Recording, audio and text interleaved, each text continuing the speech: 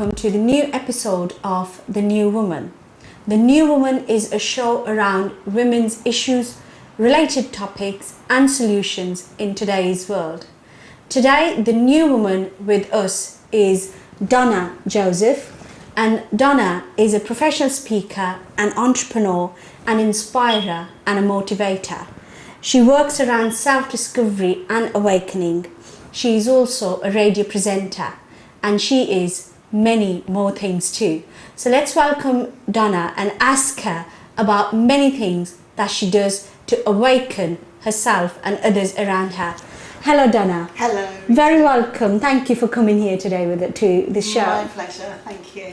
Lovely. So, Donna, in your introduction, I've said a few things about who you are and what you do. Do you want to tell us, in your own words, who Donna is? It's how long have you got? Take your time. Yeah. So I always start with when I was a lot younger, because that's really when I started searching for truth, which is now something that I've set up as a podcast called Searching for Truth. And so it's probably a good place to start because that will end, hopefully we'll end there. Okay. Being mixed race, I was fortunate at 3 months old to be adopted. Very fortunate because mixed race children, there was a lot of them, and there was a lot of children's homes back then as well. And if you didn't find a placement, then you would be put into foster care, which I don't know if you know, but that can be or a children's home. And I was adopted. I was adopted by a white family, a lovely white couple who are still with us today. And because of them, I've had what every child, I believe, should always have, is unconditional love. And that element is something that I'm really passionate about now, that unconditional love for every child. And I think that's because of my experiences of knowing the importance of that. Definitely. That said, unfortunately, I did have a lot of issues being a child of colour within a very white environment. And everyone was white. Okay. So the whole family was. The whole they family looked different to yourself. So was that an issue because you could not relate to? It was an issue outside of the home. It wasn't an issue in the home, because my mum and dad also fostered children. So we were a mixed bag of kids. Lovely. That's beautiful. It is. It's wonderful, and I think it's really helped me. Again, on my journey, that open-mindedness to that. So my brother, and I called them my brothers because they were long-term fostered. Right. So they were there the whole time that I was there. Brilliant. One of my brothers is half Hungarian. But everybody was white. Okay, I get it. So the issues were outside of the home. I didn't have any issues at home. Outside was where I felt different. Okay. And I didn't like it. I didn't like being different. I wanted to be the same as everyone else. So I think that was the start of my searching. I wanted to find where I was really from. Lovely. And that's brought you all the way to this Searching for Truth, the podcast that you do now. It kind of has. When I look at the searching for truth, I believe it started then. I started digging around and trying to find more, because I think what it was is when I was younger, I didn't feel whole. Because I was different, I didn't feel whole. And back then, I used to get called half-caste, which I never liked, because it's like you're being told that you're half of something. Okay. So I think that also really made me want to go and search for the whole of me. Okay, brilliant. It's beautiful how you put it, probably many of us don't even think of terms that are used very loosely, like half caste, as you said, and possibly many of us don't even give it a second thought that it might impact somebody's thoughts, psychology, feelings in general, emotions, and how it can not have a positive impact. So really important how we address what we're addressing as well, what words are being used. It's got to have a positive connotation, whatever we decide to call something. It definitely has to have a positive connotation to that. So truth, Donna, heavy thing to talk about. Well, truth. What is truth? Well, soon after I started digging, one of the big things that I searched for from a very young age, I mean, I hadn't even hit teenage years, was I wanted to find my birth mum. Okay. I wanted to, and I think a lot of people that are adopted, they feel that huge question of why didn't you want me? Why? I always knew it was never a sense of rejection. It was always for the best of me. So thankfully I grew up knowing that, but I wanted to find her. And it was through that act of trying to find her that I discovered that she was dead. And I discovered that information when I was 12, which was a very traumatic time in my life, discovering that. And the way I discovered that she was dead was very traumatic. And back then, I mean, we are going back a long time, it wasn't dealt with very well. I get it. But now when I look back, I think, well, actually, Donna, you did that. You searched, you pushed all the things, the buttons to find that information out. So actually, it was. So being a 12-year-old child who experienced trauma because the biological mother, firstly, she was non-existent physically in her life. And unfortunately, when you did find her, she was not physically around. Yeah. So from being that little girl to being this powerful woman that you are, not just awakening yourself as a person, but also shaking others to, search the truth and get up and awaken themselves. So how, I'd like to know that part, how did that happen? Where did you find that power from? Where did that spring from? So again, I think the trauma then led into a life of issues that were not very nice. So abuse, sexual abuse, domestic abuse, addiction, all, I believe, were like a roller coaster of the trauma, because I didn't get the support that perhaps I should have got, or that wasn't really around then. So the awakening only really began when I was in my 20s. Late That is 20s. still early, I'd say. Yeah, late 20s. Yeah. And I think it's when you start looking at your life through a different perspective and seeing your life. And for me, it was a realization that actually these experiences, I don't believe, have happened to me just for me to take on board. I actually do believe that these are gifts to help others. Wonderful. And that whole searching then, looking at all of my experiences and then looking at them from a different perspective, helped me heal some of the emotions that I'd just left with my inner child. They were just left there. So at the age of 12, there was a lot going on before that trauma. Those emotions were never dealt with. And then there was loads of negative, traumatic emotions from the trauma that obviously never got dealt with, hence the issues that I faced after that.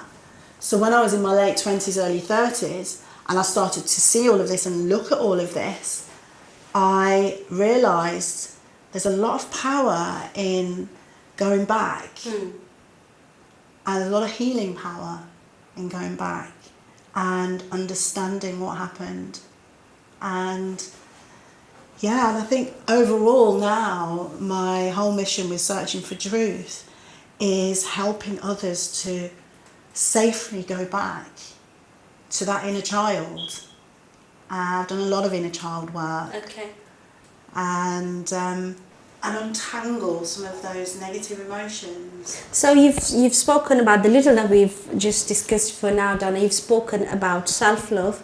You've spoken about healing, going back, inner child, and these all are very related aspects of a person. So when somebody is growing, according to the little understanding that I have, when somebody is dealing with trauma, pain, be it emotional, be it of any other form, we have to accept and acknowledge that there is something within us that is asking for attention.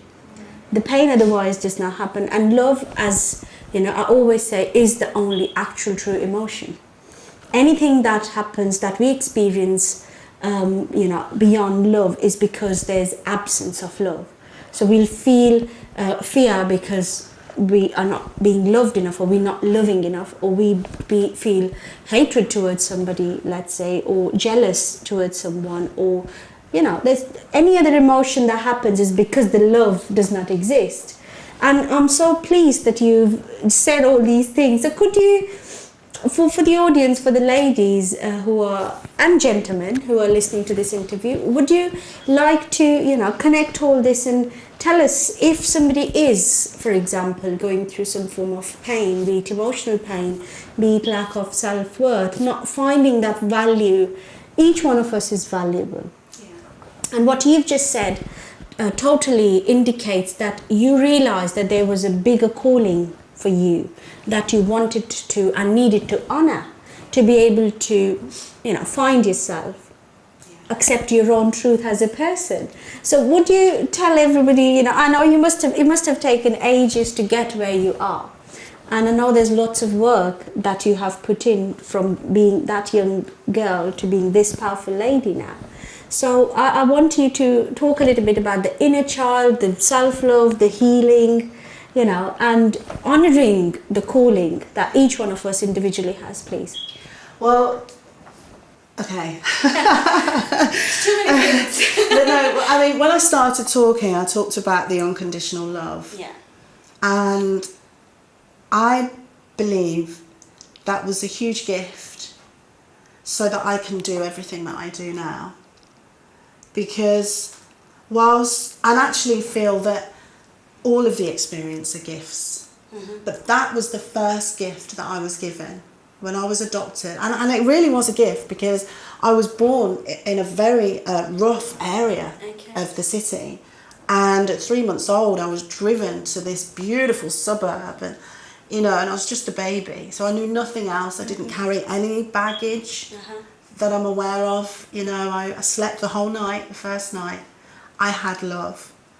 And I think that is really poignant because whilst I've had all these experiences, what's enabled me to be able to inspire others, to be able to get a handle on addictions, to get a handle on the abuse, and to get the handle on all these things that happened, is because I had the grounding, I had the foundation of love, always, from my mum and dad, from when I remember.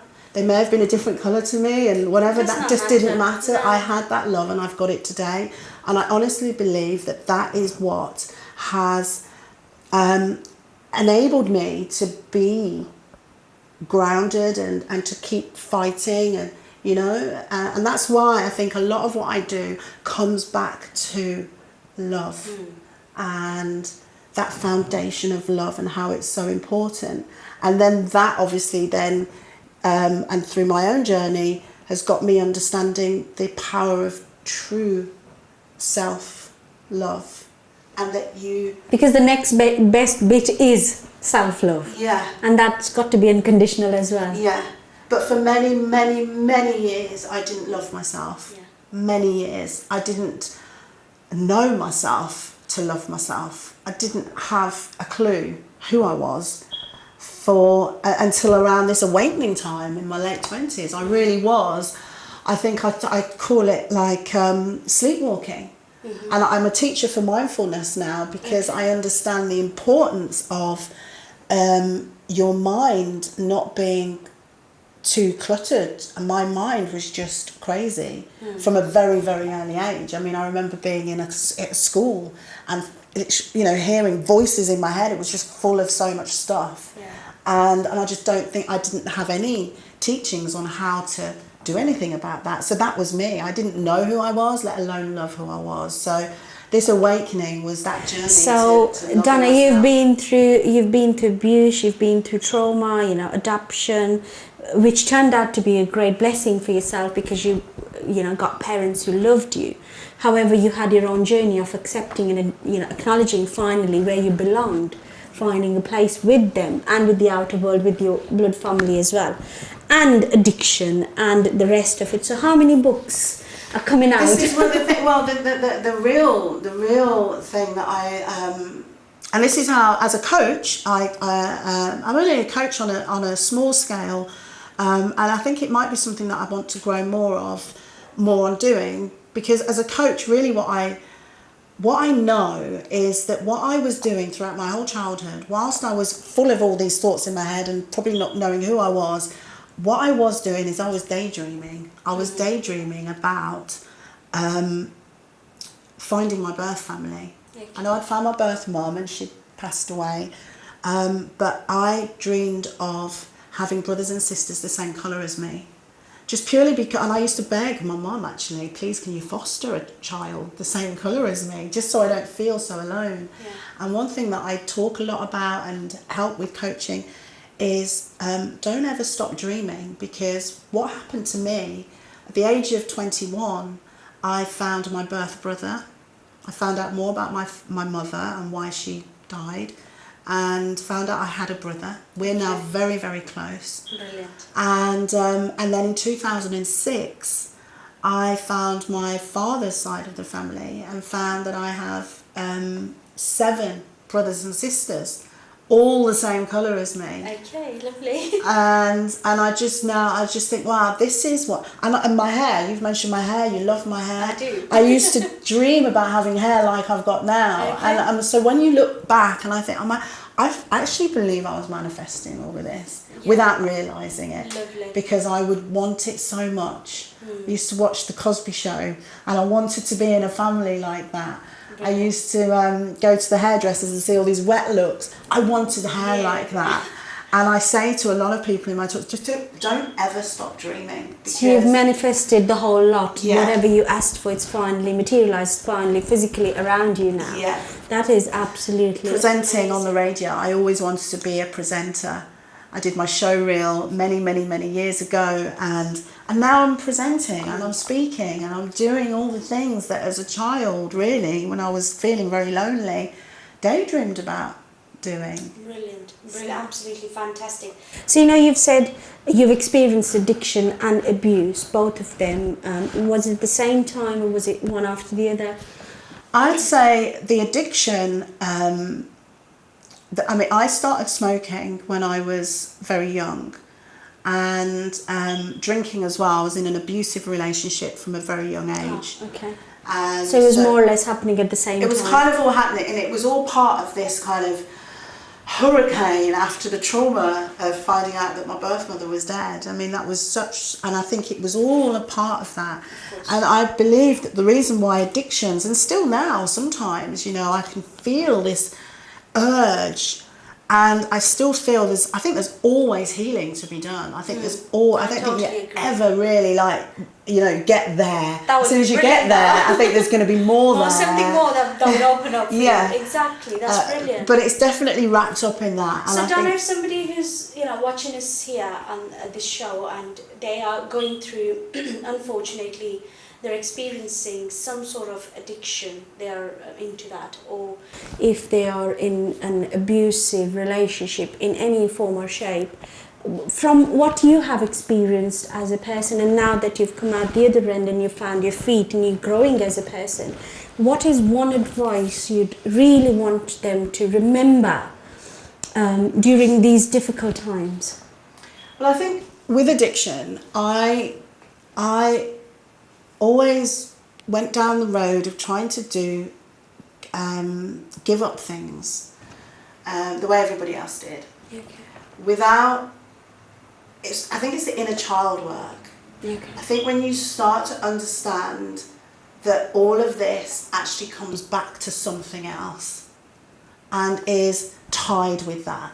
So if you're smoking or you're drinking or your habit for being attracted to men that are physically abusive to you, the issue lies with your past and maybe your past beliefs and your past circumstances. Exactly. It's brilliant what you've said, because many times, and we do read it in, with the data that psychologists hold, that when a woman comes out of an abusive relationship, women like that do tend to have kind of series of abusive relationships, and that cannot be something to do with people on the outside. If you're going again to form a union with somebody who you have experienced previously, somebody similar to that.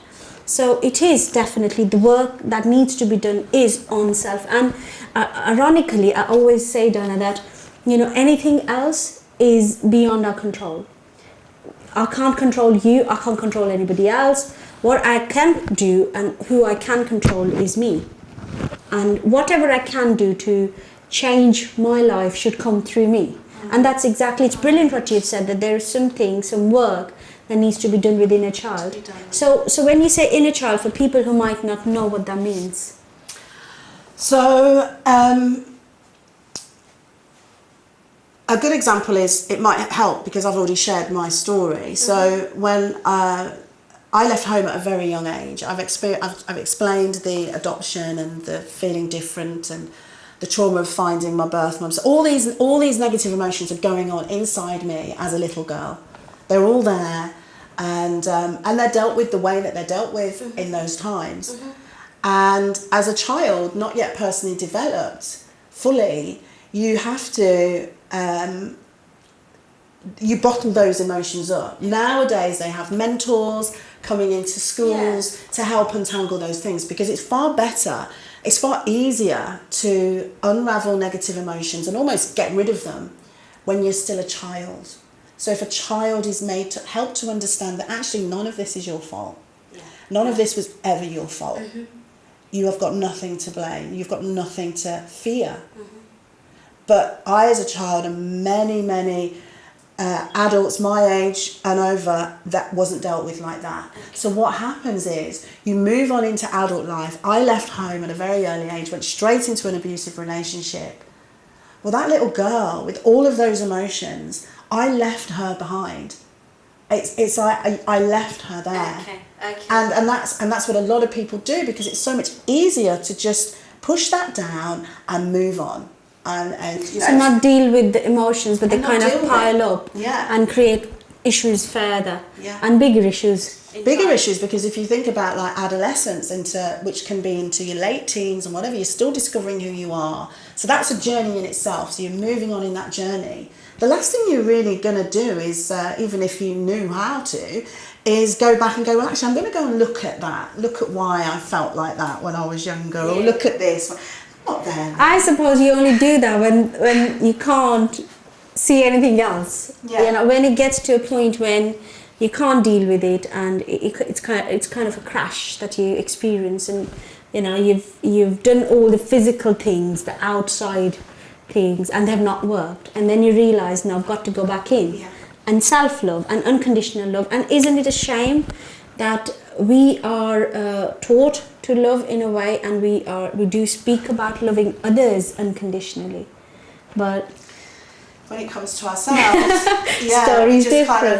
we kind of neglect ourselves, reject ourselves, and move away, and then wonder why maybe why we struggle to love ourselves. Exactly, looking for validations.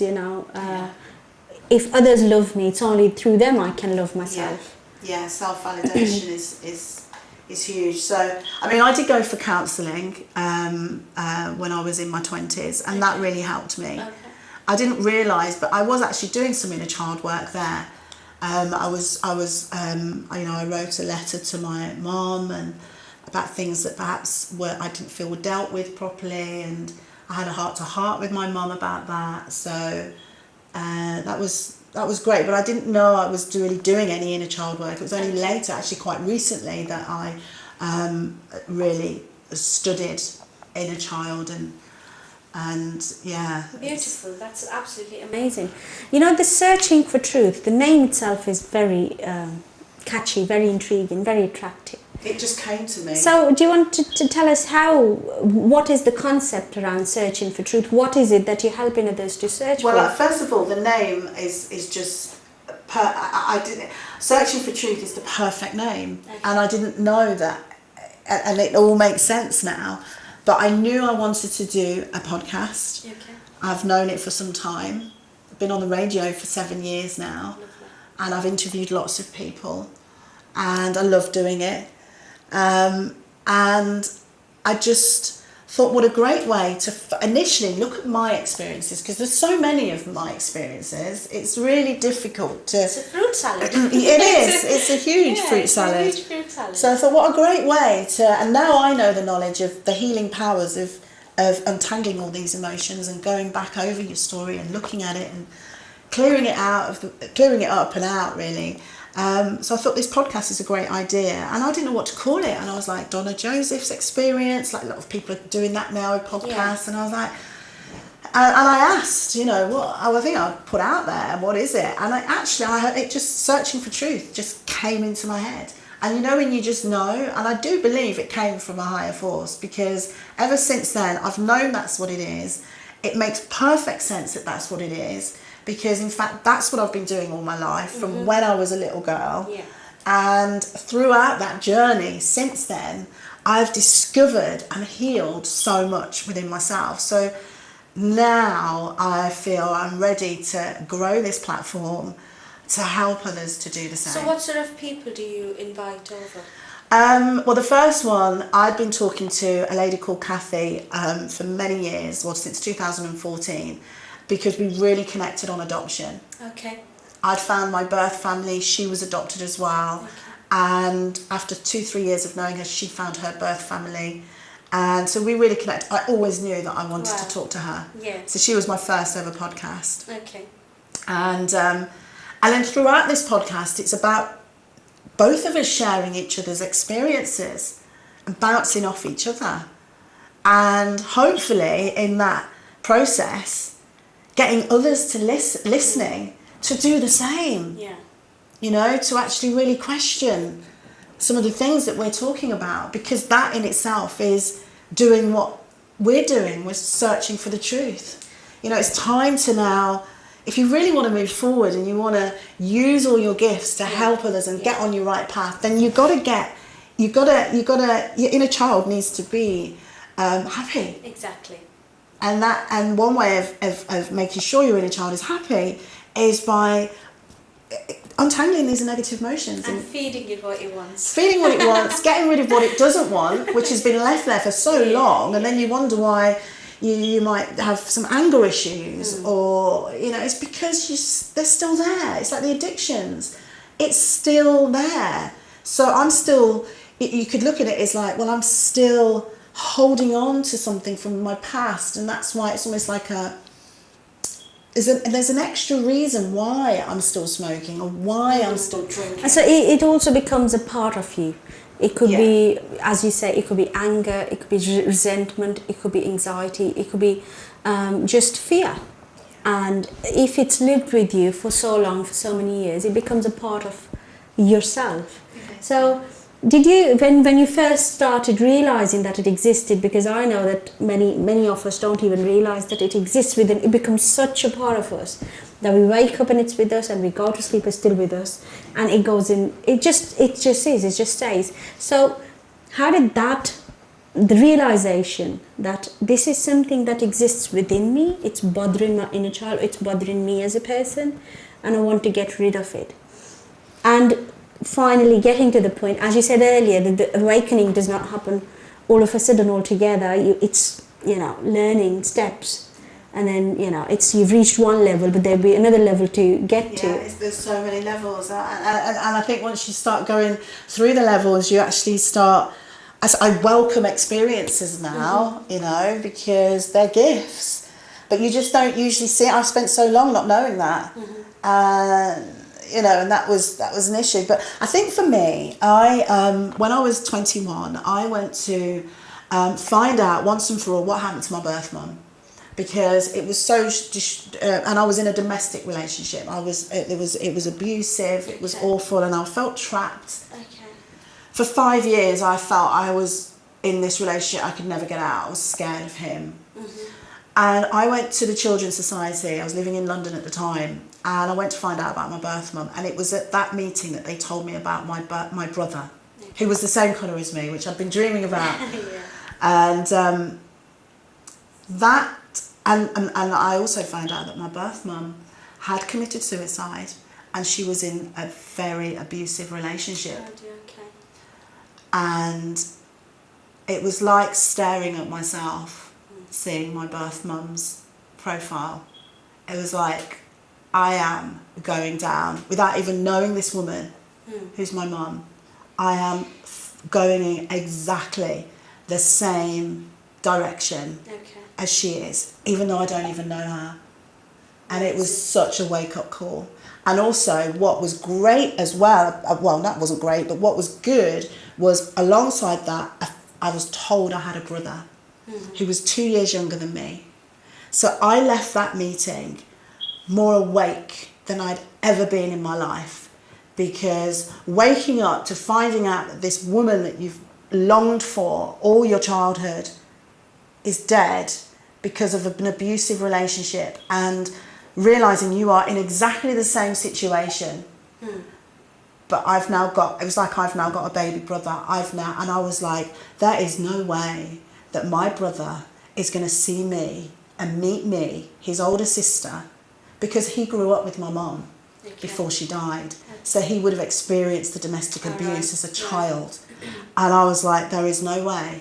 And there was something that woke up inside of me that even though I've talked about my awakening later on in my 20s, this was early on. So I think it really probably started here, because I got back home a different person to what I was when I left. And I had the strength inside of me to leave that relationship, and without fear. That is totally. It really is, and it was, and to this day, I remember I called the landlord. I got my deposit back. I was like this empowered, fearless woman that was I'm so inspirational, so inspiring to. Nothing changed on the outside, did there? You went in as a person, you came out as a different person. That one conversation, that little bit of information that you got about your mum, that stirred something within you. And you realised you had the power to make that change that you so wanted to happen, but you were waiting for a rescuer on the outside, but the rescuer was within you. It always is within us. And we unfortunately are looking for help on the outside, expecting somebody else to take the reins and do it for us. But what we really need to do is, as I always harp about, and what Donna's been saying so far, is to look inside and find that power within us. Well done, Donna. That is beautiful. That is so inspirational. And it's such a strong power when you find it, because my boyfriend at the time that I was afraid of, I think he saw something around me. There was something different. That power was, because I just told him what I was doing. And in the past,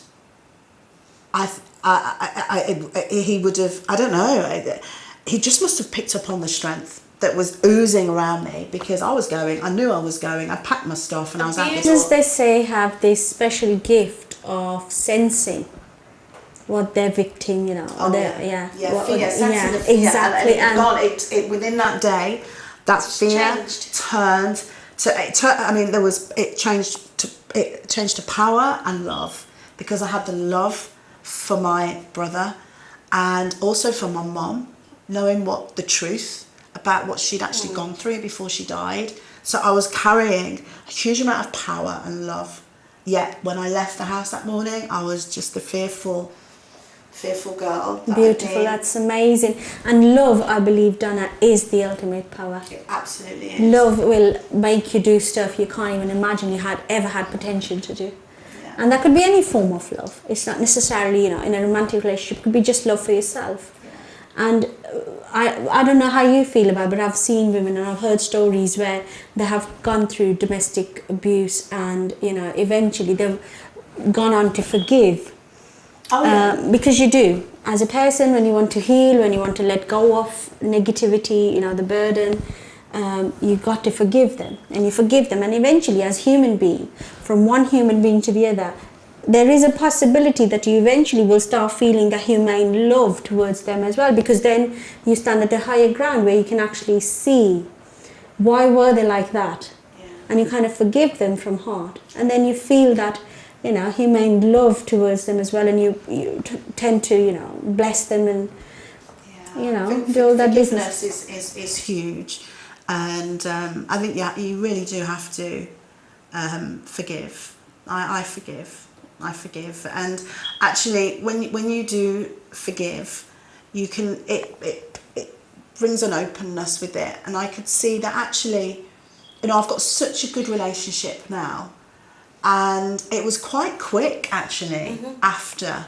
So this relationship I'm with now, before we got married, I mean, I won't say me put him through hell. I think he probably put me through as well. I'm not taking it all, but I had a lot of baggage. Yeah. But I knew that I was never ever going to go into an abusive relationship again. So the cycle had broken. Yeah. And it was like, and so I feel really quite fortunate actually. The cycle was broken, and quite soon after that I met my now husband. So in some ways I'm actually grateful for the whole thing. Of course. Because if I said this to you before, and I say it a lot, I would not want to go back and do it again. But at the same time, I wouldn't change anything. Yeah. And everybody's on their journey. And I forgive my abusers from when I was younger. Because otherwise, I'm holding on to it. Exactly.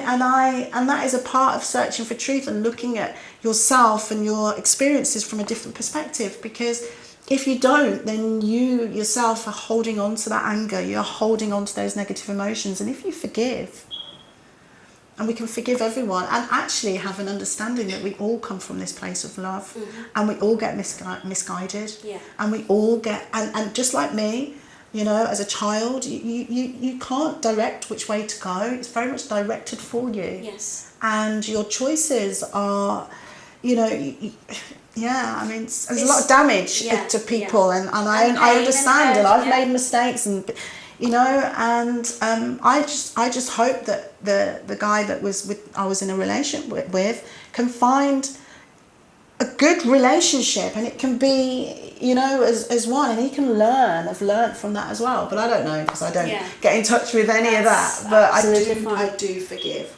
Brilliant. Yeah. So anybody who's here, Donna, and is looking to forgive people, that is very difficult to do. I totally appreciate that. When you're in the start of the journey and you just have realized that yes, forgiving is the best you can do for somebody who's hurt you really badly, what are the first few steps they can take to do that?